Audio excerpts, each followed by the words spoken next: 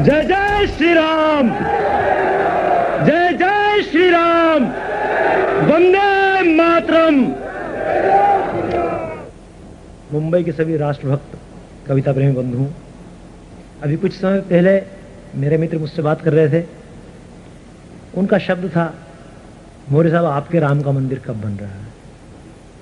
मेरा साफ साफ कहना है, मेरा राम तो मेरे मन मंदिर में रहता है।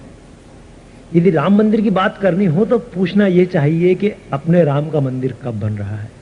जिस दिन राम मेरे तुम्हारे राम से हटकर अपने राम बन गए, उस दिन मंदिर बन जाएगा। क्योंकि मंदिर, राम मंदिर हमारी आस्थाओं का प्रतीक है। राम राष्ट्र की संस्कृति है, राम राष्ट्र के प्राण हैं। राम के मंदिर का मतलब भारत का नवनिर्माण है। क्यों? क्योंकि मैं राम को सिर्फ एक आस्था का केंद्र नहीं मानता। आस्था के साथ हमारी अस्मिता के प्रतीक हैं, हमारे राष्ट्र के प्रतीक हैं। और मैं जिन राम की बात करता हूं वो हमारे राष्ट्र देव श्री राम हैं। दुनिया के कण कण में वह जो चेतन तत्व समाया है, दुनिया के कण कण में वह जो चेतन तत्व समाया है, जिसे अनादि अखंड सनातन संतों ने बतलाया है। अलख निरंजन भव भय भंजन योगी जिसे बताते हैं, नेति नेतिक उस अनंत की राहें वेद बताते हैं। दशरथ नंदन कहकर जिसको तुलसी गाया करते हैं, दुल्हन बने कबीरा जिसका ध्यान लगाया करते हैं। दुल्हन बने कबीरा जिसका ध्यान लगाया करते हैं। मन में सोए उसी राम की शक्ति जगाया करता हूँ, मन में सोए उसी राम की शक्ति जगाया करता हूँ। राष्ट्रदेव कहकर मैं उसका ध्यान लगाया करता हूँ, राष्ट्रदेव कहकर मैं उसका ध्यान लगाया करता हूँ। जब जब भी इस धरती पर अपराध पाप बढ़ जाते हैं, जब जब भी इस धरती पर अपराध पाप बढ़ जाते हैं, अक्षय वट से धर्म तत्व के पत्ते जब झड़ जाते हैं, दुष्टों के आतंकों से भूमि भारी हो जाती है, दुष्टों के आतंकों से भूमि भारी हो जाती है, मानवता के आंसू से गंगा खारी हो जाती है। धर्म धरा पर जब रावण खूनी कानून चलाते हैं, क्रूर निशाचर पापी गौ माता का खून बहाते हैं। जो कहता मैं ऐसे पाप मिटाने आया करता हूँ, जो कहता मैं ऐसे पाप मिटाने आया करता हूँ, उसी राम की गाथा को मैं रोज सुनाया करता हूँ। राष्ट्रदेव कहकर मैं उसका ध्यान लगाया करता हूँ। क्योंकि यही बात भगवान श्री कृष्ण ने गीता में भी कही है, यदा यदा हि धर्मस्य ग्लानिर्भवति भारतः अभ्युत्थानमधर्मस्य तदात्मानं सृजाम्यहम् धर्म संस्थापनार्थाय संभवामि युगे युगे। दुष्टों के विनाश के लिए और सज्जनों को उद्धार के लिए हर युग में राम पैदा होते हैं। कभी वह राम राम के रूप में पैदा हुए, आज वह राम राम की भक्ति के रूप में हम सबके हृदय में विराजित हैं। आज वह राम उन तमाम कार सेवकों के अंदर विराजित हैं। आज वह राम उन तमाम राम भक्तों की उस भावना के अंदर विराजित हैं जो अयोध्या में मंदिर के निर्माण के लिए कटिबद्ध है। तो उत्तर से दक्षिण तक जिसका नाम जुड़ा सब नामों में, उत्तर से दक्षिण तक जिसका नाम जुड़ा सब नामों में, अभिवादन में रूप उसी का सुबह में और शामों में। गीत राम के गाए जाते हैं बालक के जन्मों पर, गीत राम के गाए जाते हैं बालक के जन्मों पर, उसी राम की महिमा गाई जाती है शुभ कर्मों पर। बहुत आसान है, बहुत आसान है आकाशवाणी से राम का नाम हटा देना। हटा लिया ना। जब कार्यक्रम आता था, कृषि कार्यक्रम, दो व्यक्ति आते थे, अरे भाई नंदा जी राम राम, अरे भाई बेहरा जी राम राम। इन तमाम सेक्युलर लोगों को सहन नहीं हुआ, राम राम, टीवी से राम शब्द हटाओ, टीवी से सत्यम शिवम सुंदरम शिवम हटा दो। तो सत्य को अगर कब तक नकारोगे, कब तक नकारोगे सत्य को? कहां तक तुम राम का नाम हटाओगे? उत्तर से लेकर दक्षिण तक हर जगह कहीं ना कहीं राम जुड़ा हुआ है। हर व्यक्ति के नाम में कहीं रामचंद्र, कहीं राम सिंह, कहीं केरल में जाओ रामचंद्र राघवलू। कहां कहां से राम का नाम हटाओगे? राम के नाम से दुनिया भर में 1000 शहर हैं, 1000 नगर राम के नाम से। कहां कहां से राम का नाम तुम हटाओगे? हर व्यक्ति के नाम में राम है। दो व्यक्ति जब मिलते हैं बोलते हैं राम राम भैया, तुम कहां तक राम हटाओगे? और हटवाओ तो एक काम करो, तमाम विरोधियों एक काम करो, एक बात लिख के ले जाओ कि हमको राम के नाम से घृणा है, हमने टीवी से राम का नाम हटवाया है, हमने रेडियो से राम का नाम हटवाया है। तो अब एक बात अपने वसीयत में और लिख दो कि जब मैं मरूं तो अर्थी जाए तो राम नाम सत्य मत बोलना, खुदा नाम सत्य बोल देना, या एक काम कर देना हराम नाम सत्य है। इनके लिए यही शब्द लिख दो। यदि हिम्मत है ऐसा भी करके देखो। कब तक राम का नाम हटाओगे? कि उत्तर से दक्षिण तक जिसका नाम जुड़ा सब नामों में, उत्तर से दक्षिण तक जिसका नाम जुड़ा सब नामों में, अभिवादन में रूप उसी का सुबह में और शामों में। गीत राम के गाए जाते हैं बालक के जन्मों पर, उसी राम की महिमा गाई जाती है शुभ कर्मों पर, उसी राम के रंग रंगी अपनी प्यारी धरती है। और राम नाम को सत्य बताती जाती हर एक अर्थी है, राम नाम को सत्य बताती जाती हर एक अर्थी है। उसी राम की छाया में मंचों पर आया करता हूँ, उसी राम की छाया में मंचों पर आया करता हूँ। राष्ट्रदेव कहकर मैं उसका ध्यान लगाया करता हूँ, राष्ट्रदेव कहकर मैं उसका ध्यान लगाया करता हूँ। जाकी रही भावना जैसी उसने वैसा पाया है। राम कोई उपन्यास के पात्र नहीं है। यदि उपन्यास के पात्र होते तो यह नाम कब का मिट गया होता। पर इस देश की संस्कृति के कण कण में बसा हुआ राम शब्द बताता है कि राम राष्ट्र की संस्कृति है, राम राष्ट्र के प्राण है।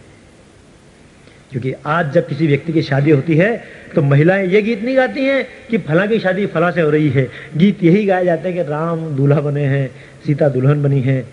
जब किसी के घर बालक पैदा होता है तो ये नहीं कहा जाता कि दीनानाथ जी के घर रामलाल पैदा हुआ या दीनानाथ जी के घर गणेश पैदा हुआ। कहा जाता है कि कौशल्या ने राम को जन्म दिया है। राम राष्ट्र की संस्कृति है कि जाकी रही भावना जैसी उसने वैसा पाया है, जाकी रही भावना जैसी उसने वैसा पाया है। जिसने जैसा देखा उसने उसी तरह से गाया है। वाल्मीकि ने उसके आदर्शों की करी बढ़ाई है, तो तुलसी ने पूर्ण ब्रह्म कह करके महिमा गाई है। गुणगण गाते अगम बताते कम बन और भवभूति है, गुणगण गाते अगम बताते कम बन और भवभूति है। पितृवास के लिए राम इस जग की परम विभूति है। वही सगुण वही निर्गुण में गुण उसके गाया करता हूँ, उसके नाम से अपने मन के पाप भगाया करता हूँ। राष्ट्रदेव कहकर मैं उसका ध्यान लगाया करता हूँ, राष्ट्रदेव कहकर मैं उसका ध्यान लगाया करता हूँ। क्योंकि आज से ही वेदों से परंपरा चली आई है।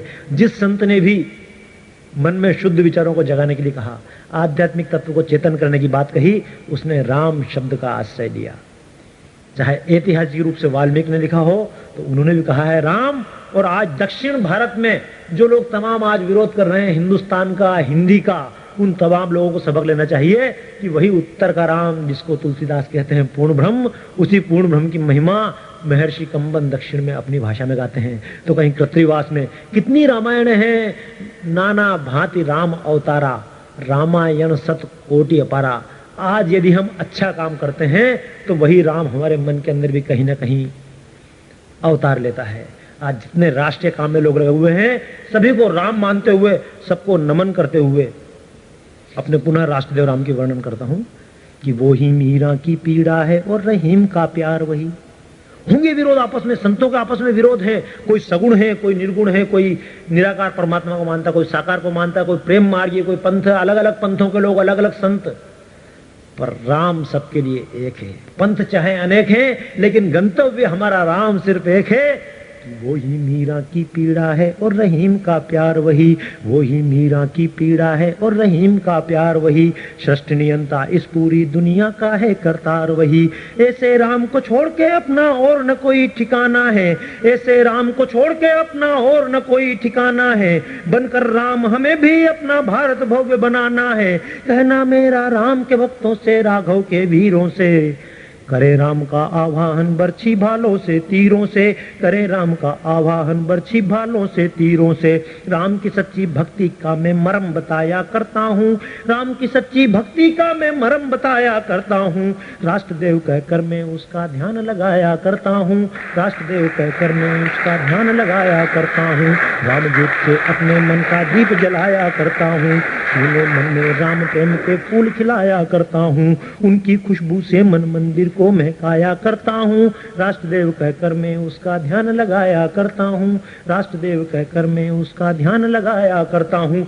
उस राम की बातें करने वाले, कण कण में परमात्मा को देखने वाले, जटायु ऊपर कृपा करने वाले राम, केवल प्रेम के अवतार राम के मंदिर के लिए आज हमको कठोर क्यों होना पड़ा? केवल एकमात्र कारण से, और कारण मात्र इतना है, जिस बात को स्वर्गीय रामधारी सिंह दिनकर, राष्ट्र कवि स्वर्गीय रामधारी सिंह दिनकर ने व्यक्त किया है कि दया धर्म की वेग अखड़ियां गीली मत होने दे और कसकर पकड़ कृपाण मुट्ठियां ढीली मत होने दे। जहां शस्त्र है वहीं शास्त्र रक्षित होते हैं, जहां शस्त्र है वहीं शास्त्र रक्षित होते हैं। यहां यज्ञ ऋषियों के भी तभी सफल हो पाते जब पहरे पर स्वयं धनुधर राम खड़े होते। जो तमाम लोग आज राम मंदिर विरोध कर रहे हैं, राम मंदिर के बारे में बोलते हैं क्या जरूरत है मंदिर की, क्या जरूरत है इनकी, उनको पूछना चाहिए बाबर ने आखिर राम का मंदिर क्यों तोड़ा, उसको राम के मंदिर से क्या दुश्मनी थी, क्यों सोमनाथ का मंदिर तोड़ा गया, क्यों काशी का विश्वनाथ मंदिर भंग किया गया, क्यों कृष्ण की मथुरा का मंदिर धूल धूसित कर दिया गया। सिर्फ एक कारण से, क्योंकि इन्होंने इस राष्ट्र की भावना को अपमानित करने का प्रयास किया। और राष्ट्र की भावना को अपमानित इसी प्रकार से किया जाता है। यदि भारत को अपमानित करना है तो तिरंगा झंडा फाड़ दिया जाए, भारत अपमानित होता है। हम तिरंगे झंडे को केवल एक कपड़े का टुकड़ा नहीं मानते। हम भारत, ये भारत शब्द केवल एक शब्द नहीं है, लेकिन आज जिस वस्तु से भारत का स्वाभिमान प्रतीक होता था, स्वाभिमान प्रकट होता था, उन सब वस्तुओं को आज कलंकित कर दिया गया। हमने कहा था गाय माता है, कह दिया गया गाय पशु है। हमने कहा तुलसी माता है, कह दिया गया तुलसी तो झाड़ है। हमने कहा धरती माता है, ये कंकड़ पत्थर रेत नहीं, ये तो माता है, माता है। तो लोग कहते हैं कहां की माता है, कंकड़ पत्थर रेत है। और इन्हीं बातों के कारण दोस्तों आज हम अपने राष्ट्र को भूलते चले गए। और ये राम के मंदिर का जो आंदोलन है, जिसके लिए तमाम लोग विरोध करते हैं, उन लोगों के लिए कहना चाहता हूं कि अब वह समय नहीं कि हम फिर से आपको एक एक बात समझाएं। समझाने का समय गया। अब जिस भाषा में आप समझना चाहते हैं उस भाषा में समझाएंगे। क्यों? कई बार लोग पूछते हैं राम का मंदिर कब बनेगा। उन लोगों को मैं स्पष्ट कहना चाहता हूं कि राम का मंदिर बना हुआ है, और मैं खुद इस बात को बड़े गर्व के साथ कहना चाहता हूं कि राम के मंदिर का निर्माण मैं अपने हाथों से कर आया हूं। 7 दिसंबर 1992 को उसी विवादित ढांचे के स्थान पर रामलला विराजित हैं, और आज वो राम का मंदिर है। प्रश्न मंदिर बनाने का नहीं है, प्रश्न ये है कि अभी छोटा मंदिर है, कपड़े का मंदिर है, टाट का मंदिर है, उसको हटा के केवल ठाट बाट का मंदिर बनाना है। पंक्ति आपकी आपके सामने कि मंदिर तो बन चुका उसे अब केवल भव्य बनाना है, मंदिर तो बन चुका उसे अब केवल भव्य बनाना है। टाट हटा कर ठाट बाट से स्वर्ण शिखर तक जाना है, टाट हटा कर ठाट बाट से स्वर्ण शिखर तक जाना है, टाट हटा कर ठाट बाट से स्वर्ण शिखर तक जाना है। जो कहते हैं राम को तुमने खुले गगन में छोड़ा है, जो कहते हैं राम को तुमने खुले गगन में छोड़ा है, जैसा भी था ढांचा तो था उसको काहे तोड़ा है। उनसे कह दो खुला हुआ वन होता बेहतर जेलों से, हमने मुक्त किया अक्षय वट सजी अमर विश्वबेलों से, स्वर्ण बेड़ियों को न कभी हमने आभूषण माना है। टाट हटा कर ठाट बाट से स्वर्ण शिखर तक जाना है, टाट हटा कर ठाट बाट से स्वर्ण शिखर तक जाना है। अवध में गूंज रही आवाजें छेनी और हथौड़े की। हजारों कारीगर प्रतिदिन काम कर रहे हैं, और जब हथौड़ियां पड़ती हैं पत्थर के ऊपर और चिंगारियां उचट उचट कर गिरती हैं, तब लगता है कि पत्थरों की आवाज नहीं है, छेनी की आवाज नहीं है, हथौड़े की आवाज नहीं है, ये हमारे अश्वमेध घोड़े की आवाज है। अश्वमेध घोड़े के पैरों की टापें हैं। ये राष्ट्र की विजय के प्रतीक के रूप में जो अश्वमेध घोड़ा निकला है, उसके टापों की आवाज है। अवध में गूंज रही आवाजें छेनी और हथौड़े की, अवध में गूंज रही आवाजें छेनी और हथौड़े की। लगता जैसे ये टापे हैं अश्वमेध के घोड़े की, लगता जैसे ये टापे हैं अश्वमेध के घोड़े की। जिन्हें प्राण का भय है पूजा कर ले वे तस्वीरों की, जिन्हें प्राण का भय है पूजा कर ले वे तस्वीरों की। हमें जरूरत राम पे जान लुटाने वाले वीरों की। केवल भक्ति, केवल भक्ति। आज हमको लोग बोलते हैं भक्ति के नाम पे तुमने शक्ति का आंदोलन खड़ा किया, और ये गलत कर रहे हो। मैं उनसे कहना चाहता हूं कि याद रखी भक्ति। घंटे घड़ियाल मंदिर में बजना कब बंद हुए? आज भी बज रहे हैं। ये तमाम नेता जो आज मंदिर का खुलेआम विरोध कर रहे हैं, घर में बैठ के राम की पूजा करेंगे, पर मेरा कहना है कि घर में बैठ के राम की पूजा से ही सब कुछ हल नहीं हो सकता है। हो सकता है परलोक मरने के बाद तुम्हें स्वर्ग मिल जाए, लेकिन इस दुनिया को अगर स्वर्ग बनाना है तो खुद राम का चरित्र अपनाना होगा। क्यों? क्योंकि याद रखी भक्ति हम शक्ति बिल्कुल भूल गए। रवि जी ध्यान दीजिएगा कि याद रखी भक्ति हमने हम शक्ति बिल्कुल भूल गए, माला डमरू साथ रखे पर दूर तीर त्रिशूल गए। शक्तिहीनता धर्म नहीं है ये तो पाप है भाई, शक्तिहीनता धर्म नहीं है ये तो पाप है भाई। और इसीलिए हर एक देवता ने शक्ति अपनाई और शक्ति जगाकर हमें बचाना राष्ट्र धर्म के प्राण, क्योंकि बिना शक्ति के भक्ति का ना होता है सम्मान। आप तमाम मुंबई के नागरिक अक्सर जानते हैं कि दुनिया भर में राम का नाम, दुनिया भर में कृष्ण का नाम, दुनिया भर में भक्ति का नाम गुलशन कुमार से ज्यादा किसने सजाया होगा। पर कहना चाहता हूं कि वो गुलशन जिसने देवी के मंदिर में लंगर चलवाए थे, वो गुलशन जिसने देवी के मंदिर में लंगर चलवाए थे, वो गुलशन जिसने कितने शिवालय निर्माण करवाए थे, वो गुलशन अपने शंकर भगवान की मूर्ति के सामने कटकर पड़ा रहा, गोलियों से छिदकर पड़ा रहा और तमाम भक्तों ने अपने द्वार बंद कर लिए। शंकर कहां से बचने आएंगे। याद कीजिए सावरकर का कथन कि कायरों के देवता भी कायर होते हैं। जब तक हिंदू समाज कायर था, राम का मंदिर टूट गया क्योंकि तब हमने अपनी कायरता से अपने राम को भी कायर बना दिया था। लेकिन 6 दिसंबर को स्वाभिमान जागृत हुआ और हम शक्तिवान हुए, हमारे राम भी पुनः शक्तिवान हुए। हमने गुलामी के प्रत्येक ढांचे को उखाड़ फेंका, या हमने गुलामी का आवरण उखाड़ फेंका। और आज जो केवल भक्ति भक्ति की बातें करते हैं, अपने घर में बैठे पूजा करें और इंतजार करें कि कल को फिर कोई बाबर का अवतार लेकर नया व्यक्ति आए और घर में घुसे, आपकी भी गर्दन काटे और आपके राम जी की भी तस्वीर फाड़ के फेंके। क्योंकि आज से पहले कश्मीर के लोगों ने भी घर में राम की तस्वीर लगाई हुई थी, पर वो राम की तस्वीर लगाने वाले 2.5 लाख कश्मीरी हमारे भाई आज घूम रहे हैं, दर बदर सड़कों पर ठोकरे खाते फिर रहे हैं, क्योंकि बचाने कौन आएगा। उन्होंने केवल तस्वीर की वंदना की। इसलिए मैं कहना चाहता हूं कि जिन्हें राम की केवल तस्वीर की पूजा करनी हो वे करें, लेकिन जिनको राम का आदर्श अपनाना है, जिनको आतंकवाद समाप्त करना है, जिनको इस देश को भव्य बनाना है, इस राष्ट्र की पूजा करनी है, वे सामने आए। अवध में गूंज रही आवाजें छेनी और हथौड़े की, अवध में गूंज रही आवाजें छेनी और हथौड़े की, लगता जैसे ये टापे हैं अश्वमेध के घोड़े की, लगता जैसे ये टापे हैं अश्वमेध के घोड़े की। जिन्हें प्राण का भय है पूजा कर ले वे तस्वीरों की, जिन्हें प्राण का भय है पूजा कर ले वे तस्वीरों की। हमें जरूरत राम पे जान लुटाने वाले वीरों की, अखिल विश्व में प्रभु राम की विजय ध्वजा फहराना है। घाट बाट से स्वर्ण शिखर तक जाना है, घाट बाट से स्वर्ण शिखर तक जाना है, घाट बाट से स्वर्ण शिखर तक जाना है। राम के मंदिर का आंदोलन केवल एक राम के मंदिर का आंदोलन नहीं है, जो हमको बार बार सिखाते हैं एक मंदिर नहीं होगा तो क्या बिगड़ जाएगा। मैं उनसे कहना चाहता हूं, हमने 3000 मंदिर छोड़े हैं, 3000 मंदिर की लिस्ट हमारे पास मौजूद है जिनको तोड़कर मस्जिदें बनाई गई। हम उन 3000 मस्जिदों के लिए आंदोलन नहीं कर रहे हैं, हम उन 3000 मस्जिदों को तोड़ने नहीं जा रहे हैं, लेकिन हमारा कहना है इस देश की आस्था के प्रतीक 3 मंदिर हैं। प्रमुख मंदिर अयोध्या का राम मंदिर, मथुरा का कृष्ण जन्मभूमि मंदिर और विश्वनाथ का बाबा विश्वनाथ का मंदिर काशी में। ये 3 मंदिरों की हमने मांग की है और यदि इस प्रकार अड़े रहे तो जो हाल इस मंदिर का हुआ उसका भी होगा। इसको कोई नहीं बचा पाएगा। क्यों कि जो कुछ देखा है दुनिया ने वो तो केवल झांकी है, जो कुछ देखा है दुनिया ने वो तो केवल झांकी है। काशी मथुरा और हजारों मंदिर अब भी बाकी हैं।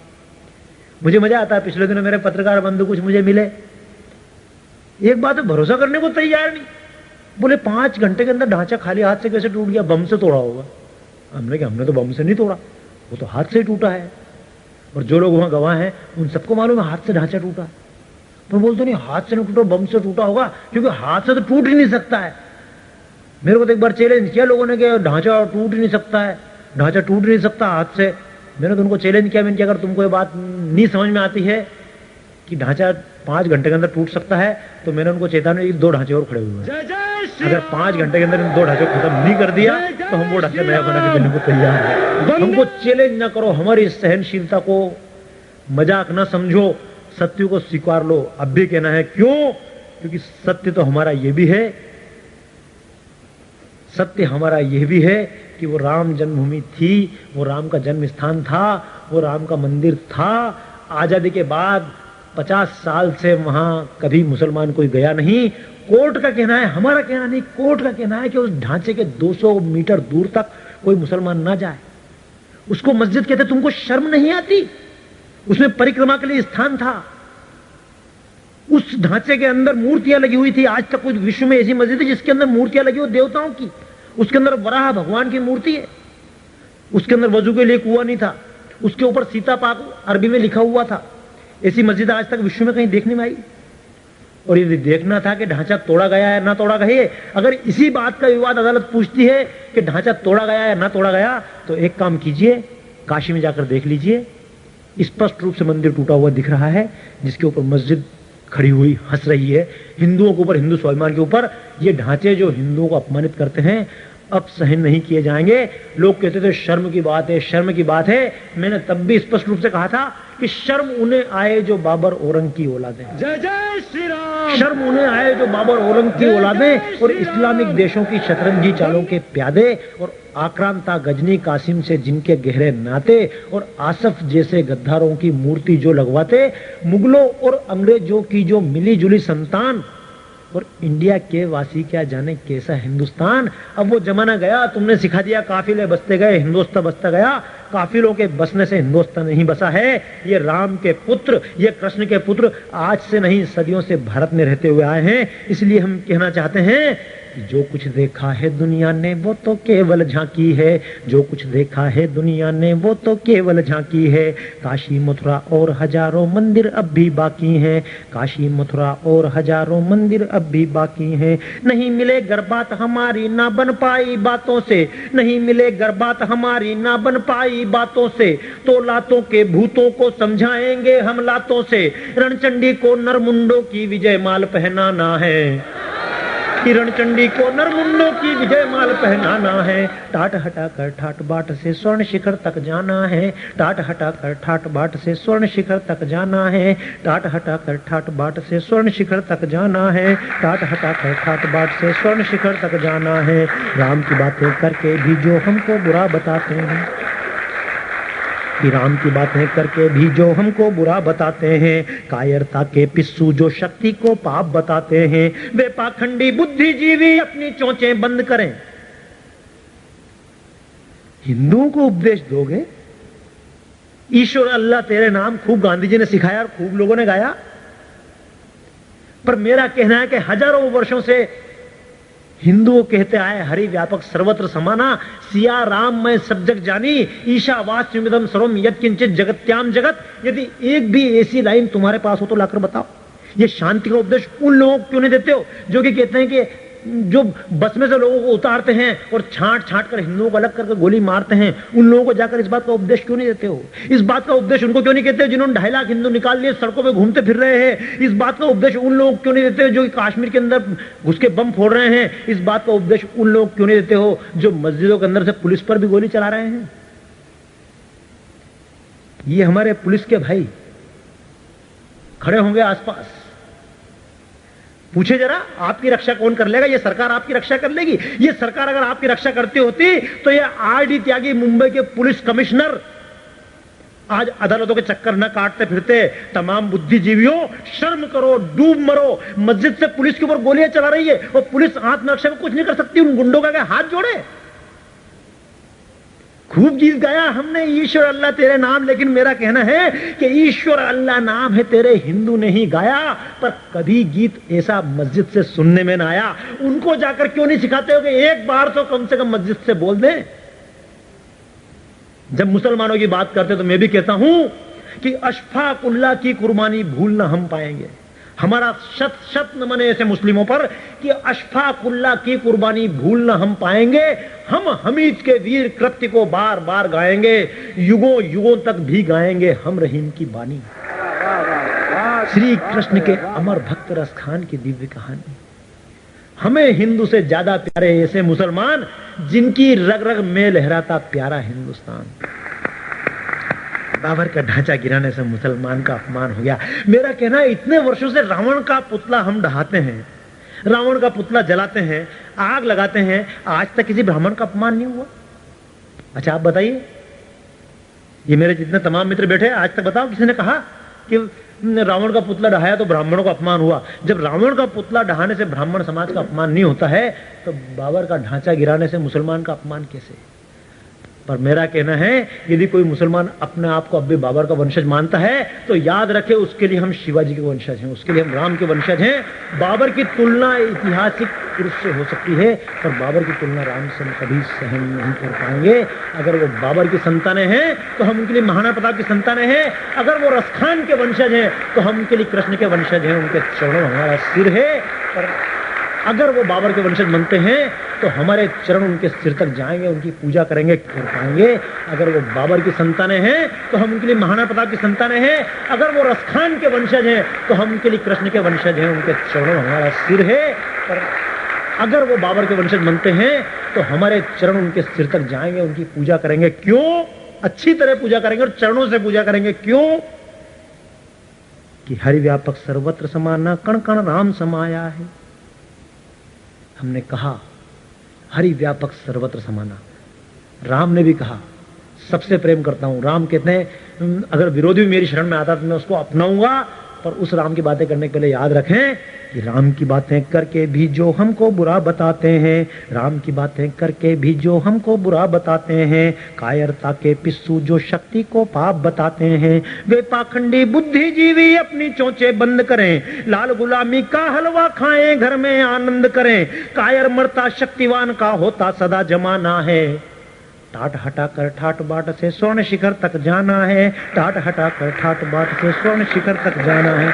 कृपा रंजन जी और रवि भूषण जी, आप एक बार बताओ, आप लोग अच्छे मीडिया संबंधित है, महेश जी, हमारे तमाम कवि लोग, आज के 10 साल पहले अमेरिका ने सद्दाम हुसैन पर हमला किया था हमला।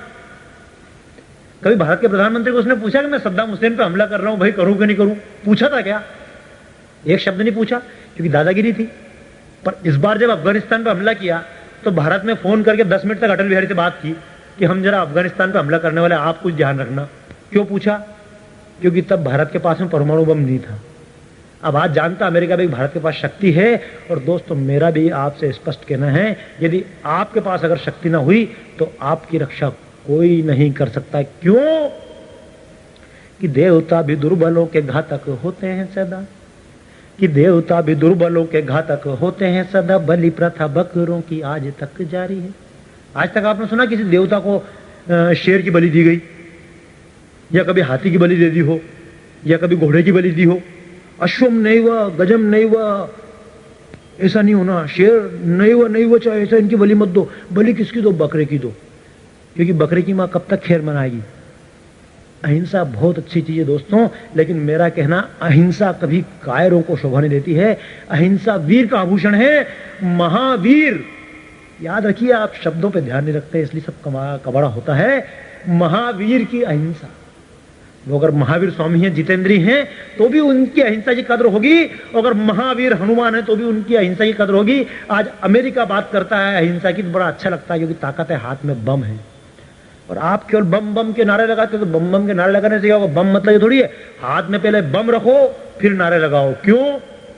कि देवता भी दुर्बलों के घातक होते हैं सदा, बलि प्रथा बकरों की आज तक जारी है। और शक्तिवान का होता है जमाना सदा से, यारों कमजोर की किसने आरती उतारी है।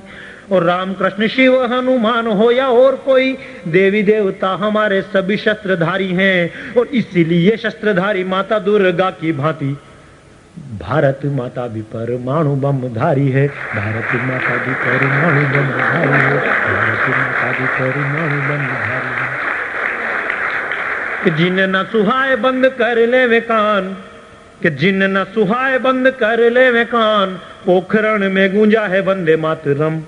दुनिया के दादाओं ना हो वो यूं गरम, तुम्हारी बराबरी में आ गए हैं हम, तुम्हारी बराबरी में आ गए हैं हम। और हम आदमी को छोड़िएगा, पशु हो या पेड़ पौधे, महावीर के बेटों की तो सभी से यारी है। और याद रखो, बुद्ध मुस्कुराए जब जब भी तो संग संग मुस्कुराई ये फिजाएं सारी है। और सभी देवी देवताओं के हाथों में होते शस्त्र, बम बम से प्रसन्न भोले भंडारी हैं। और मन में जो नहीं पाप शिव इसे मानो आप, पापियों के लिए बम ये प्रलयकारी है, पापियों के लिए बम ये प्रलयकारी है। और दोस्तों, मेरा आपसे साफ साफ कहना है कि सेना की चिंता मत करो, ये सीमा पार का जो आतंक है सेना निपट लेगी। लेकिन सवाल ये है कि आज भी जब भारत के कोने कोने में दंगे होते हैं तो हिंदुओं की रक्षा के लिए कौन आता है? ये सेना क्या मुसलमानों की रक्षा करती है? मुसलमान तो उल्टे सेना पे भी बम फोड़ते हैं। पुलिस बल से पूछो, यदि हिम्मत है, पुलिस बल सामने खड़े हैं, ये बड़े बड़े अधिकारी जो हैं, इनके सीने पर हाथ रखेगा, पूछो कि इन पे हमले कौन करता है? क्या आज तक इनके ऊपर हिंदुओं ने हमला किया? पुलिस बलों पर हमला अधिकतर मुसलमान एरिया से होता है। ना मालूम हो तो देख लो मध्य प्रदेश की सेक्युलर पुलिस, बाद में इस सेक्युलर पुलिस ने खुद में घुसकर बंबई बाजार को साफ किया, क्योंकि पुलिस के जब एसपी ने देखा कि मेरे ऊपर खुद के ऊपर पत्थर गिरा है और इतनी बड़ी सिल्ला एक मुस्लिम महिला ने मारने के लिए फेंकी है, तब जाकर पुलिस ने आतंक साफ किया है। और 90 फीट की रोड 9 फीट की रोड रह गई थी। तो आखिर हमला कौन करता है? आज पीएससी को बदनाम क्यों करते हो? क्या इन गुंडों से पुलिस वाले अपनी रक्षा भी नहीं करेंगे? तुम्हारे कहने से मर जाएं, गीत गाते रहे बैठ के शांतिपूर्व, भाई तुम्हारे दिमाग बदल जाए, तुम्हारे दिल बदल जाए। अरे जिनके पास दिल होगा तो दिल बदलेगा। रहीम के बेटे होंगे तो दिल बदलेगा। और दिल बदलना क्या, रहीम के बेटे अगर है तो उनका दिल हमको क्यों बदलना? रहीम के बेटों को हम तो दिल वैसा ही रखना चाहते हैं, रस खान के बेटों को तो हम दिल वैसे ही रखना चाहते हैं। हम केवल उन लोगों के खिलाफ हैं जो आज भी बाबर के, गजनी के, इन सब के बेटे बने हुए हैं और आज चमकाना चाहते हैं भारत को। इसलिए मैं उनके लिए विशेष रूप से बोलना चाहता हूं कि खाली बम बम की बात मत करो। अपना तो साफ साफ कहना है कि देश को बचाना है तो चौहानों को छोड़िएगा। हम बोलते हैं पृथ्वीराज चौहान वीर था। अभी तो हमारे महेश जी बड़े अच्छे हास्य रस के कवि हैं। इनको एक बार हमने कहा भाई अच्छी वीर रसी कविता लिखो, तो ये हमको बोले चलो वीर रसी कविता लिखता हूँ। मेरे पास वीर रसी कविता लिख के लाए। मैंने किस पे कविता लिखी? बोले पृथ्वीराज चौहान के ऊपर कविता लिखी है। मैंने जी कैसी कविता? बोले सुनो मेरी कविता कि पृथ्वीराज चौहान के जैसा स्वाभिमान था जाग गया। हमने कहा यार बहुत अच्छी बात है, तो अच्छी वीर रसी कविता आपकी। तो मैंने कहा भाई कि पृथ्वीराज चौहान के जैसा स्वाभिमान था जाग गया और एक लड़की से प्रेम हुआ, मैं उसको लेके भाग गया। और वास्तव में यही होता, उनने वो हास्य के कवि इसलिए उन्होंने अपने ढंग से बात कह दी। लेकिन मेरा भी दोस्तों ने कहना है कि अगर देश को बचाना है तो आपको सब कुछ देखना पड़ेगा। और हमने भी सब यही देख के काम किया है कि देश को बचाना है तो चौहानों को छोड़िएगा, राणा कृष्ण शिवाजी की नीति अपनाइए। कि देश को बचाना है तो चौहानों को छोड़िएगा, राणा कृष्ण शिवाजी की नीति अपनाइए। न लगाइएगा नारे खींचिएगा तलवारें, बोलिए न बम बम बम फोड़ आइए। पृथ्वीराज चौहान बहुत वीर था, लेकिन बताते 17 बार गजनी ने पीठ फेर दी, उसने मना कर दिया मैं युद्ध नहीं करूंगा। अरे तुम किसके साथ धर्म का पालन कर रहे हो?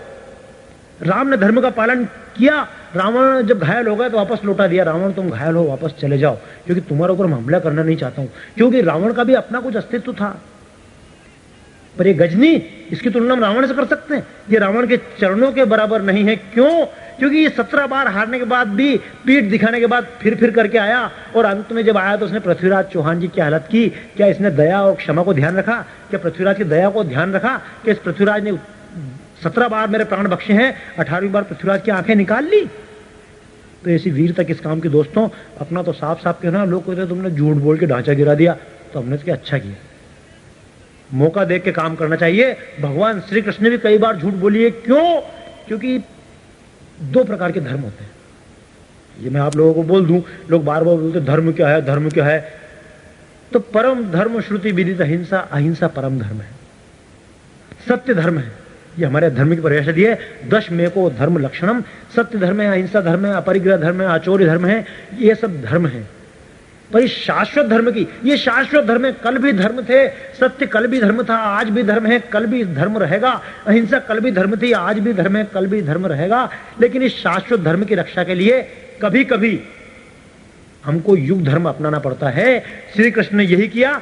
शाश्वत धर्म की रक्षा के लिए उनको अगर छोटा झूठ भी बोलना पड़ा तो वो उनका युग धर्म था। क्योंकि आज अगर हम झूठ नहीं बोले किसी विशेष कारण पर, तो हमारा असली सत्य हमेशा के लिए मुरझा जाएगा। तो ये अंतर है सत्य के धर्म में। हमने कभी इस काम के लिए झूठ भी बोला और इस काम के लिए झूठ भी बोलना पड़े। अगर राष्ट्र की रक्षा के लिए आपको झूठ भी बोलना पड़े तो बोलना पड़ेगा। क्यों?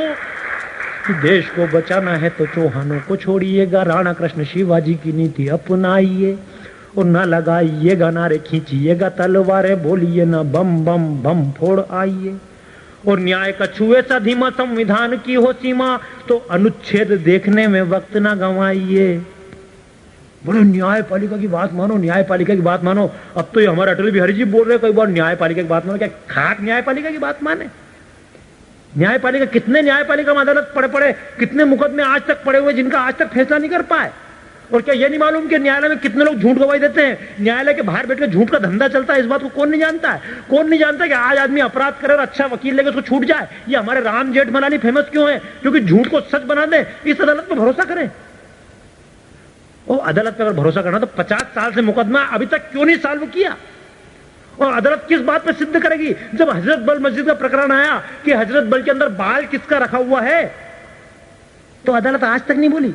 वहां तो अदालत पानी भरेगी और हिंदुओं को गुस्सा करेगी।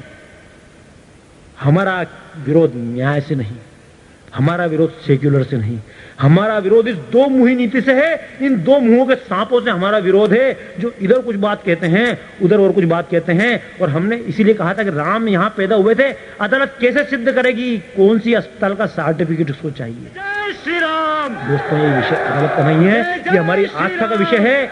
यदि कुरान के ऊपर जब केस लगा तो इसी अदालत ने कहा था कि यह आस्था का मामला है, न्यायालय का मामला नहीं है। तो जब कुरान आस्था का मामला है तो क्या राम आस्था का मामला नहीं है? पर हिंदुओं के लिए कोर्ट और मुसलमानों के लिए आस्था, तो हमारा तुमसे कुछ नहीं है वास्ता। इसलिए मैं कहता हूं कि देश को बचाना है तो चौहानों को, खाली कम बजाओ यार, कोई जरूरत नहीं, बाद में करेंगे। कि देश को बचाना हो तो चौहानों को छोड़िएगा, राणा कृष्ण शिवाजी की नीति अपनाइए और न लगाइएगा नारे, खींचिएगा तलवारें, बोलिए न बम बम बम फोड़ आइए। और न्याय का छुए सधीमा, संविधान की हो सीमा, तो अनुच्छेद देखने में वक्त न गंवाइए। और हर अनुच्छेद में होता है एक छेद, काम कीजिएगा उस छेद से निकल जाइए, काम कीजिएगा उस छेद से निकल जाइए। क्योंकि जिस छेद का सहारा लेकर दाऊद निकलता है, जिस छेद का सहारा लेकर मेमन निकलता है, जिस छेद का सहारा लेकर तमाम कंधार में विमान अपहरण करने वाले निकलते हैं, उस छेद से राष्ट्र भक्तों को भी निकल जाना चाहिए, इसमें कोई संदेह नहीं। क्योंकि जब हम बात करते हैं, लोग हमारी बात का विरोध करते हैं। लोग कहते हैं संविधान को नहीं मानते हो, तो मैं भी कहता हूं किस संविधान को मानूं और क्यों मानूं? संविधान हिंदू के लिए अलग, मुसलमान के लिए अलग। जय जय श्री राम। तो जा तू अलग ही बैठा रहे, हमको तेरे से कोई मतलब नहीं है। अगर संविधान है, मेरा कहना, मैं संविधान को नहीं मानता हूं, मैं कहता हूं संविधान। मैं संविधान को मानने वाला हूं। जिस दिन देश में संविधान होगा उस दिन इस संविधान के आगे सिर झुकाऊंगा, वरना दो मुहा नाग अलग हट जाए, वरना कुचल दिया जाएगा। कि राम की बातें करके भी जो हमको बुरा बताते हैं, राम की बातें करके भी जो हमको बुरा बताते हैं, कायरता के पिस्सू जो शक्ति को पाप बताते हैं, वे पाखंडी बुद्धिजीवी अपनी चोंचें बंद करें, लाल गुलामी का हलवा खाएं, घर में आनंद करें, कायर मरता शक्तिवान का होता सदा जमाना है। टाट हटाकर ठाट बाट से स्वर्ण शिखर तक जाना है, टाट हटाकर ठाट बाट से स्वर्ण शिखर तक जाना है। और ये एक कठोर बात, और ये मेरी तरफ से नहीं, तमाम हमारे कार सेवक युवा बंधुओं की ओर से, बजरंग दल की ओर से, कि हरिव्यापक सर्वत्र समाना, कण कण राम समाया है। कि हरिव्यापक सर्वत्र समाना, कण कण राम समाया है। सिया राम मैं देख जगत तुलसी ने शीश झुकाया है। किंतु बात है स्वाभिमान खोना हमको मंजूर नहीं, किंतु बात है स्वाभिमान खोना हमको मंजूर नहीं, मंदिर वहीं बनाएंगे हम 1 इंच भी दूर नहीं। जय श्री राम। ये बात तब भी कही थी, जय जय श्री राम। अच्छा, मजा कब आता? जब लोग सीधी बात को समझ नहीं पाते। जब ढांचा आंदोलन शुरू हुआ और खुदाई चालू हुई, 91 के एंड में खुदाई चालू हुई साहब, दिसंबर 92 के पहले, जब चारों तरफ खुदाई चल रही थी, समतलीकरण काम चल रहा था, तो शहाबुद्दीन जी दौरा करने आए। अब देखो, अपन तो सीधी सीधी भाषा में बोलते हैं, वो क्या बोलते हैं और वो क्या बोलते हैं अपने को समझ में नहीं आता। अपन बोलते तो उनको समझ में नहीं आता, क्योंकि वो झूठ बोलते अपने को समझ में आता, अपन सच बोलते वो उनको समझ में नहीं आता। तो उन्होंने ढांचे के चारों तरफ देखा, खुदाई चल रही थी, इधर भी समतलीकरण उधर भी समतलीकरण। तो वो आकर बोले, या खुदा, इधर भी खुदा है उधर भी खुदा है, जहां देखता हूं खुदा ही खुदा है। तब उनको क्या बोलते? ऐसे आदमी क्या बोलेंगे? चारों तरफ खुदा नजर आ रहा है। तो हमने उनसे एक ही बात कही कि देखो शहाबुद्दीन जी, इधर भी खुदा है, उधर भी खुदा है, आगे भी खुदा है, पीछे भी खुदा है। ये सामने का थोड़ा सा ढांचा की जगह बच रही है, कुछ दिन बाद यहाँ पे भी खुदा ही होगा। और 6 दिसंबर का तो वहां पे भी खुदा ही है। आप देखो, खुदा हुआ पूरा मंदिर बना।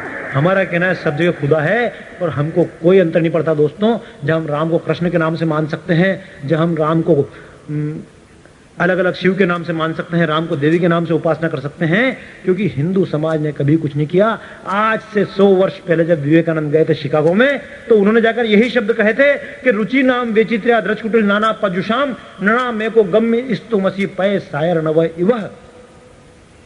नदियां अलग अलग मार्गों से जाती है और अंत में जाकर एक ही समुद्र के अंदर मिलती है।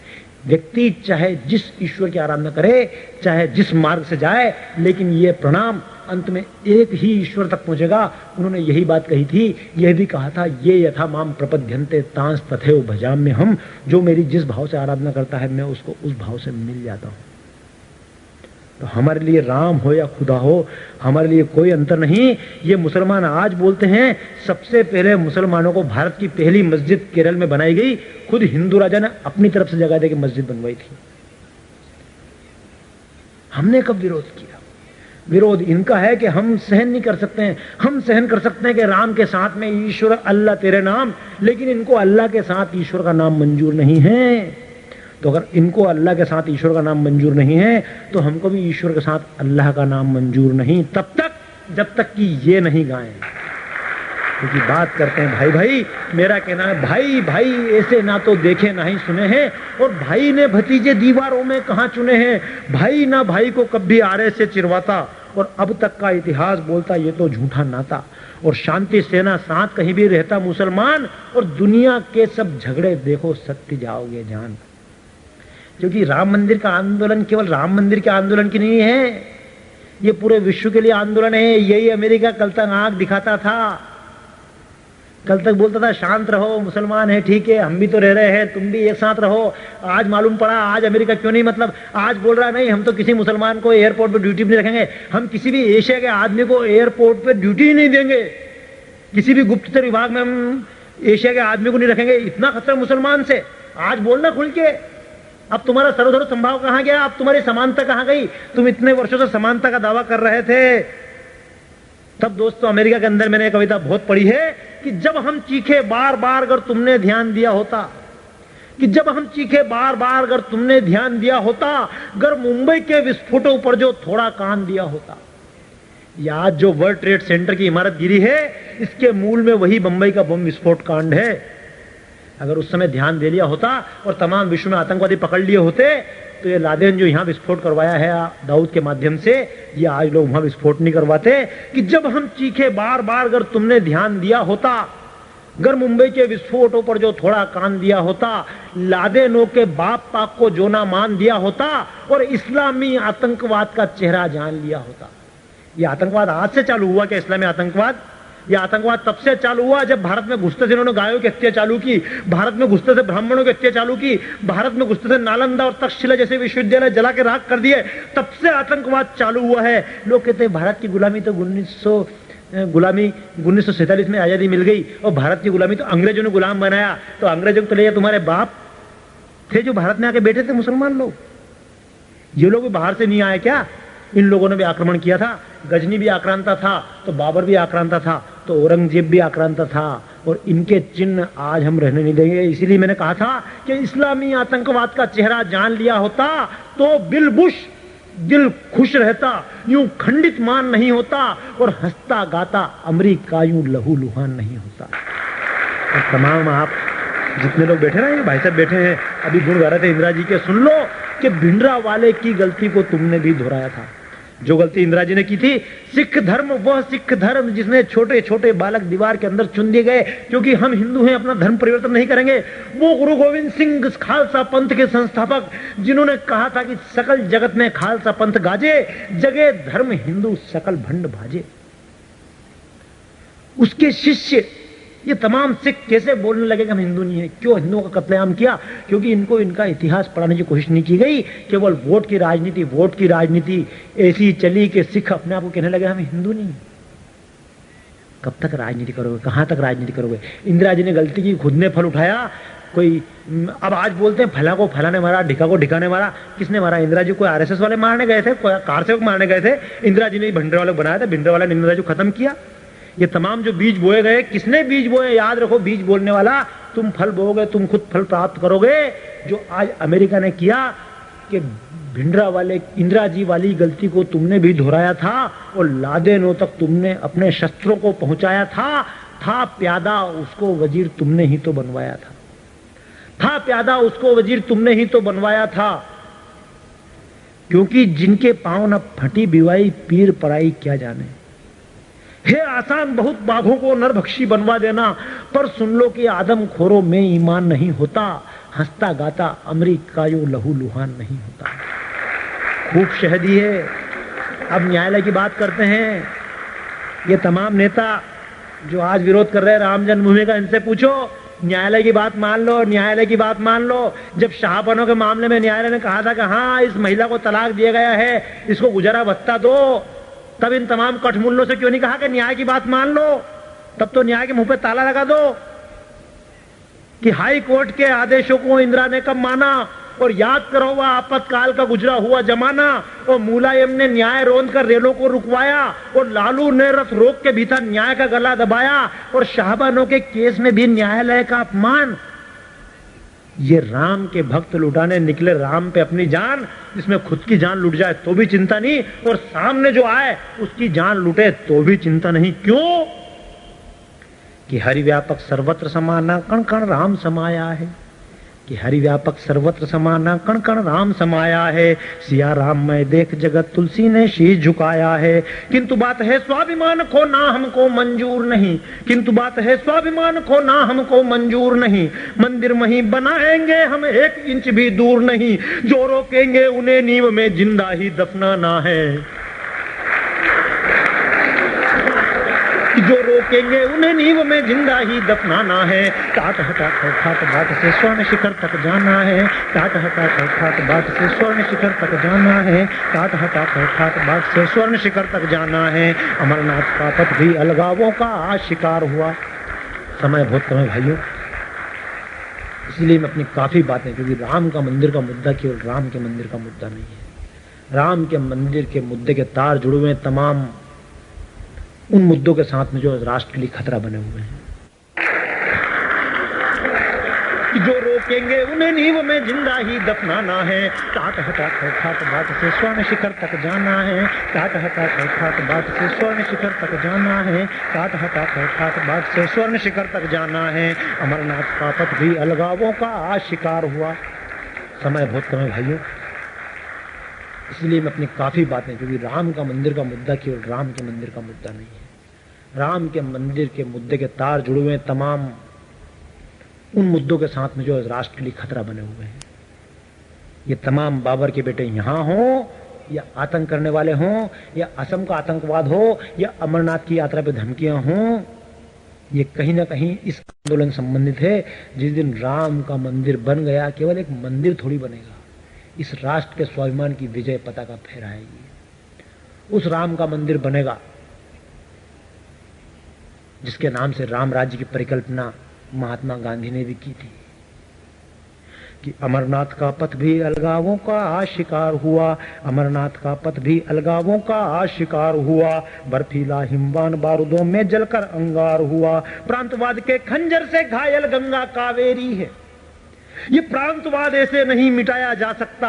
अलग अलग प्रांतों के नारे लगेंगे। प्रांतवाद मिटाने का एकमात्र तरीका है, वह सूत्र ढूंढा जाए जिससे सब बंधे हुए हैं। आज हम पहले गाते थे, आज भी जब नहाते हैं, बुजुर्ग लोग नहाते हैं, बिना पढ़े लिखे लोग नहाते हैं, तो 1 लोटा जल सिर पर डालते हैं, बोलते हैं गंगा कावेरी सिंधु यमुना। ये कावेरी केवल जल नहीं है। आज की नई परिभाषा ने सिखाया कावेरी जल है, गंगा पानी है। गंगा पानी है इसलिए उत्तर प्रदेश बिहार उसके लिए लड़ेंगे। कावेरी पानी है इसलिए पानी के लिए कर्नाटक और केरल लड़ेगा। लेकिन जिस दिन कह दिया गया कावेरी मां है, क्योंकि दोस्तों आज पूरा विश्व इसलिए हैरान है। आज ओजोन छतरी में इसलिए छेद है क्योंकि हमने प्रकृति की जो मां मानकर पूजा की, हमने जो आस्था का भाव पैदा किया था, वो आस्था का भाव खंडित हुआ है। यदि राम मंदिर बना तो वो आस्था का भाव पुनः बनेगा। ये कश्मीर की लड़ाई की सवाल नहीं है, ये कावेरी के लिए जो विवाद चल रहा है ये विवाद भी, आज नर्मदा के लिए विवाद चल रहा है ये विवाद भी। अरे कावेरी हमारी माँ है, नर्मदा हमारी माँ है, गंगा हमारी माँ है, और माँ का कितना दूध किस बच्चे को मिलना चाहिए इसके लिए झगड़ा नहीं होता। माँ खुद अपनी मर्जी से देती है, लेकिन हमने माँ माना कब? हम तो मानते हैं कावेरी जल है, जल है तो लड़ेंगे, ये अलग अलग प्रांत है तो लड़ेंगे। लेकिन जिस दिन मालूम पड़ा कि सारे प्रांत के अंदर वही राम है, केरल के कंबन भी उसी राम की वंदना करते हैं, उत्तर प्रदेश के तुलसी भी उसी राम की वंदना करते हैं, उड़िया के व्यक्ति भी उसी राम की वंदना करते हैं, पंजाब में रहने वाला राम सिंह होता है तो दक्षिण में रहने वाला रामचंद्रन होता है, कहीं आंध्र प्रदेश में रहने वाला राम राव होता है तो कहीं राघवलू होता है, बिहार में रहने वाला रामलाल होता है और गुजरात में रहने वाला रामजी भाई होता है। तो ये सूत्र जिस दिन हमने पकड़ लिया उस दिन देश में एकता होगी, उस दिन फिर अमरनाथ यात्रा पर प्रतिबंध लगाने की आवश्यकता नहीं पड़ेगी, उस दिन अमरनाथ यात्रा के लिए हमको लड़ने की आवश्यकता नहीं लगेगी, उस दिन अमरनाथ यात्रा के लिए गवर्नमेंट को पुलिस नहीं बिठानी पड़ेगी, मिलिट्री नहीं लगानी पड़ेगी। कि अमरनाथ का पथ भी अलगावों का शिकार हुआ, अमरनाथ का पथ भी अलगावों का शिकार हुआ, बर्फीला हिमवान बारूदों में जलकर अंगार हुआ, प्रांतवाद के खंजर से घायल गंगा कावेरी है, प्रांतवाद के खंजर से घायल गंगा कावेरी है, जातिवाद के अंधियारे की छाई रात घनेरी है। राम ने कब जातिवाद को प्रोत्साहन दिया? राम ने कहा था जटायु मेरे पिता के बराबर है, और ये राम का मंदिर का जब आंदोलन हुआ, एकमात्र राम के मंदिर का आंदोलन था कि उस समय कोई व्यक्ति किसी से जाति नहीं पूछता था, चमार के घर में ब्राह्मण ठहरता था, ब्राह्मण के घर में चमार ठहरा, किस कार सेवक की किसी ने जाति पूछी ये मुझे बताइए। वो एकमात्र तरीका है, जातिवाद से मुकाबला करना हो या हमको संप्रदायवाद से मुकाबला करना हो, इन सब का अंत में एक है, एक बार हमको अपनी ताकत दिखानी पड़ेगी, एक बार हमको संगठित शक्ति दिखानी पड़ेगी, एक बार खड़े होना पड़ेगा दोस्तों। और ये खाली एक नाच कीर्तन और रास लीला, इससे भी थोड़ा आगे बढ़ना पड़ेगा। भगवान कृष्ण ने भी खूब रास रचाया, लेकिन जिस दिन मथुरा के लिए चले हैं पलटकर वृंदावन से, उसके बाद मुंह नहीं देखा। और हिंदुओं की दुर्दशा इसीलिए चालू हुई कि निज गौरव को निज वैभव को क्यों हिंदू बहादुर भूल गए, रास रचाना याद रहा क्यों चक्र चलाना भूल गए। कृष्ण के नाम से केवल रास लीला बजाना याद है, लठ बजाना नहीं याद। जिस दिन लठ बजाना सीख गए, जिस दिन कुरुक्षेत्र बनाना सीख गए देश को, उस दिन ये सब झगड़े निपट जाएंगे, ये तमाम भाई भी सुधर जाएंगे। दुर्योधन भी भाई था, लेकिन जब भाई कसाई बन जाए तो कब तक भाई का नाता रहेगा। इसीलिए कहता हूं दोस्तों कि अमरनाथ का पथ भी अलगावों का शिकार हुआ, बर्फीला हिमवान बारूदों में जलकर अंगार हुआ, प्रांतवाद के खंजर से घायल गंगा कावेरी है, प्रांतवाद के खंजर से घायल गंगा कावेरी है, जातिवाद के अंधियारे की छाई रात घनेरी है। इन सब का हाल राष्ट्र प्रेम जो मंदिर से उपजाना है, ठाट हटा कर ठाट बाट से स्वर्ण शिखर तक जाना है, ठाट हटा कर ठाट बाट से स्वर्ण शिखर तक जाना है, जिन्हें 300 मंदिर के ढहने से आई लाज नहीं। ये तमाम एक ढांचे पे चिल्लाने वाले बताएं 300 मंदिर जब तोड़े गए घाटी के अंदर, तब क्यों नहीं बोले? अगर इनको 300 मंदिर के बोलने से कोई अंतर नहीं पड़ता है, जब 300 मंदिर टूटते हैं तो कुत्ते की तरह दुम दबा के बैठे रहते हैं। आज इनको भोंकने का कोई हक नहीं है, यदि भोंकेंगे तो हमारे पास शब्द भेदी बाण है, और सुन ले उनकी भी क्या दशा होनी है। ये तमाम जब 6 दिसंबर पन्ने काले किए थे ना तुम लोगों ने, पत्रकार बंधु बोलते न्यूज नहीं छापेंगे, सांप्रदायिकता की बात है, मुझे बताया सांप्रदायिकता, तब तुमने पन्ने काले किए। देश के लिए शर्म की बात है क्या? शर्म की बात उस दिन नहीं थी जब हिंदी बोलने पर क्रिश्चियन स्कूल के अंदर बच्चों ने कोड़े खाए, जब मेहंदी लगाने पे बच्चों को मारा गया, बच्चियों को मारा गया, हाथों पे बेत बरसाए गए, तब शर्म नहीं आई? जब 300 मंदिर टूटे तब शर्म नहीं आई? जब देश की आर्थिक स्थिति इतनी खराब हो गई कि देश का सोना गिरवी रखना पड़ा, तुमको शर्म नहीं आई? जब 3000 सिखों को जला दिया गया जिंदा, तब तुमको शर्म नहीं आई? आज तुमको शर्म आ रही है? तुम्हारी शर्म के मापदंड अलग है बेशर्मो। सुनो कि जिन्हें 300 मंदिर के ढहने पर आई लाज नहीं, 300 मंदिर के ढहने पर आई लाज नहीं, ढांचे का अफसोस मनाता है बेशर्म समाज वही, काम बसा जिनके मन में जो मकबूलों के बेटे हैं, कि काम बसा मन में जिनके जो मकबूलों के बेटे हैं, पोप पादरी मुल्लाओं के चरणों में जो लेटे हैं, 3 के बाद में चौथा ढांचा हमने इनको माना है। तुम भी ढांचे हो बेटा, देख लो तुम्हारी रक्षा कब तक होगी। अगर तुम नहीं सुधरे तो 3 ढांचे, अयोध्या का ढांचा, काशी का ढांचा, मथुरा का ढांचा, उसके बाद चौथे तुम जो अपनी कलम से कागज काले कर रहे हो, मकबूल फिदा हुसैन, वो फिदा हुसैन कब बनेगा? उसको बिदा हुसैन बनना ही पड़ेगा कि 3 के बाद में चौथा ढांचा हमने इनको माना है। टाट हटा कर ठाट बाट से स्वर्ण शिखर तक जाना है, टाट हटा कर ठाट बाट से स्वर्ण शिखर तक जाना है। राजधर्म कैसा होता जिसने जग को दिखलाया था, राजधर्म कैसा होता जिसने जग को दिखलाया था। जनता की खातिर सीता को जंगल में भिजवाया था, जनता की खातिर सीता को जंगल में भिजवाया था। किंतु आज के राजा नगरों को ही जंगल बना रहे, जेल में रहकर महलों से भी ज्यादा मंगल बना रहे, जेल में रहकर महलों से भी ज्यादा मंगल मना रहे। कि राम भक्ति को चेतन कर इन सबको सबक सिखाना है। टाट हटा कर ठाट बाट से स्वर्ण शिखर तक जाना है, टाट हटा कर ठाट बाट से स्वर्ण शिखर तक जाना है, टाट हटा कर ठाट बाट से स्वर्ण शिखर तक जाना है। इसीलिए दोस्तों मेरा कहना है कि गुलामी के दाग हटाना कोई पाप नहीं है। ये ढांचा जो गिरा है ये गुलामी का प्रतीक था। जब देश आजाद हुआ तमाम अंग्रेजों के प्रतीक हटाए गए, तमाम अंग्रेजों को हटाए गए, क्योंकि हम अंग्रेज आक्रांता थे। हमारा केवल एक कहना है, अगर अंग्रेज आक्रांता थे तो ये लोग भी आक्रांता थे। बाबर भी आक्रांता था, गजनी भी आक्रांता था। इनके नामों के विजय चिन्ह हम कहीं पर रहने नहीं देंगे। क्यों? क्योंकि गुलामी के दाग हटाना कोई पाप नहीं है और हमें गर्व है, मन में कोई पश्चाताप नहीं है। अंग्रेजों के नाम हटाए, स्मारक भी तोड़े, तो आक्रांताओं के स्मारक बाकी छोड़े, और जिन चिन्हों से अपमानित होता है हिंदुस्तान उन्हें गिराने में न शर्म है, ये तो स्वाभिमान। और तो आज बात करते हैं कई बार देश का प्रजातंत्र खतरे में पड़ जाएगा, प्रजातंत्र खतरे में पड़ जाएगा। अगर हिम्मत है तो मेरी केवल एक बात का जवाब दो, एक बात का जवाब दो। उस स्थान का नाम बताओ जहां पर हिंदू भाव हो और प्रजातंत्र खतरे में है।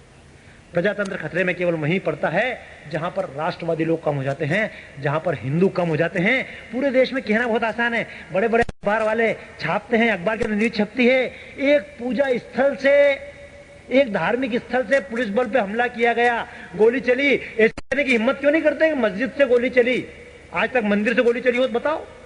झगड़े कहां से चालू होते हैं? संवेदनशील एरिया। ये मुंबई का कप परेड संवेदनशील क्यों नहीं है? मलाड वेस्ट संवेदनशील क्यों नहीं है?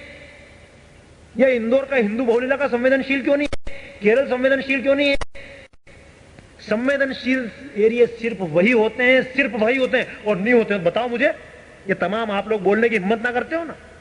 ये कविता मेरे लिए, आप मेरी तरफ देखो मत इस प्रकार, कविता मेरे लिए केवल एक रोजगार नहीं है। तुलसीदास भी कवि थे, मैं स्वांता सुखाया लिखता हूं, लेकिन मेरे स्वांता सुखाय से अगर राष्ट्र सुखाय होता है मुझे प्रसन्नता होती। मैं सच बोलना चाहता हूं कि संवेदनशील एरिया केवल वही होते हैं जहां पर हिंदू कम होते हैं। एक भी उस स्थान का नाम बताओ जहां पर हिंदू ज्यादा हो और दंगे होते हैं।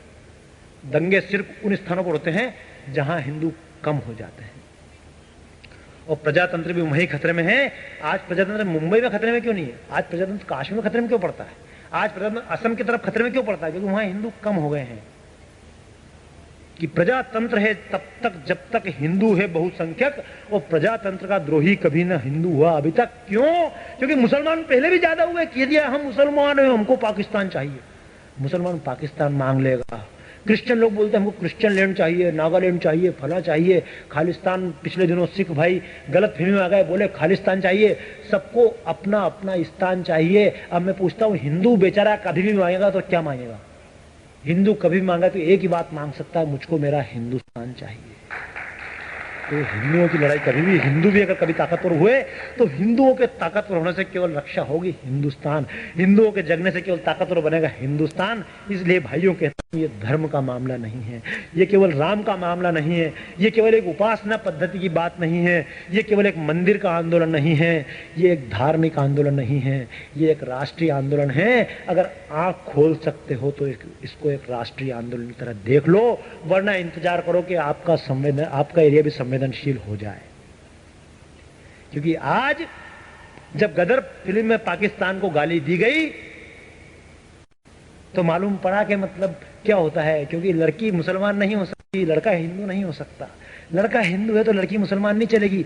और यही जीटीवी जो दिखाता रहा इतने दिनों से कि लड़की हिंदू है ठीक है, लड़का मुसलमान है ठीक है, तब तक चिट्ठी लिखते रहे, तब तक जीटीवी को अंतर नहीं पड़ा, क्योंकि लड़की मुसलमान है, लड़की हिंदू है, कोई दिक्कत नहीं। मुसलमान हिंदू शादी कर सकता है हिंदू लड़की से, अपने घर में बेगम बना कर रख सकता है, लेकिन हिंदू लड़का मुसलमान लड़की शादी नहीं कर सकता है। ये तमाम फिल्म इंडस्ट्री जो आज खड़ी हुई है, आज के पहले जब दिलीप कुमार आया था, नाम यूसुफ खान था, लेकिन नाम रखना पड़ा दिलीप कुमार। मधुबाला को नाम हिंदू रखना पड़ा, मीना कुमारी को हिंदू नाम रखना पड़ा, अजीत को हिंदू नाम रखना पड़ा। क्यों? क्योंकि आज से पहले हिंदू नाम के बिना कोई फिल्म देखने को तैयार नहीं था। लेकिन आज तमाम फिल्म इंडस्ट्री, कभी भी अगर बलात्कार होगा लड़की के साथ तो मंदिर के अंदर होगा, मस्जिद का तो पुजारी तो हमें, मंदिर का तो जो पुजारी होगा हमेशा नंबर 1 का वाहियात होगा, हमेशा लड़की की रक्षा मौलवी करेगा, या हमेशा लड़की की रक्षा कोई पादरी आके करेगा। हिंदू तो हमेशा मतलब जिसको बोलते हैं राक्षस लोग हैं, इज्जत लूटने वाले लोग हैं, हमेशा रक्षा तो देवदूतों का अवतार तो पादरी और मुल्ला ही है। जबकि आज पता पड़ा कि जितनी इज्जत लूटी जा रही है किनके द्वारा लूटी जा रही है। आज क्यों नहीं बोलते हैं दोस्तों? इन सब बातों को ध्यान रखना पड़ेगा। आज कहां से आमिर खान, सलमान खान, ये खान वो खान, फरदीन खान कहां से चले आ रहे हैं, किस खान में से निकल के आ रहे हैं कौन नहीं जानता। दाऊद के खान में से निकल के आ रहे हैं, कहां से इनका पैसा लग रहा है। तो तमाम फिल्म इंडस्ट्री कहां सत्य बोलेंगे, लेकिन जिनमें सत्य बोलने की हिम्मत है कम से कम सत्य बोलने की हिम्मत कर लें। क्यों? प्रदूषण को तो हटाएं, क्योंकि मन हो तन हो या धरती हर एक जगह प्रदूषण है। मन हो तन हो या धरती हर एक जगह प्रदूषण है। नित नवीन घोटाले करते घूम रहे खरदूषण है। पहले रावण 10 आनंद था पर अब अनगिन आनंद है। फूलन वीरप्पन से आतंकित सारे गिर कानन है। अब तो मर गई कि फूलन वीरप्पन से आतंकित सारे गिर कानन है। राम भक्त के तीरों का इनमें हर एक निशाना है। टाट हटा कर ठाट बाट से स्वर्ण शिखर तक जाना है। टाट हटा कर ठाट बाट से स्वर्ण शिखर तक जाना है। टाट हटा कर ठाट बाट से स्वर्ण शिखर तक जाना है। टाट हटा कर ठाट बाट से स्वर्ण शिखर तक जाना है। यदि सत्य लगता है भाइयों तो एक बार फिर बोलिए जय जय श्री राम, जय जय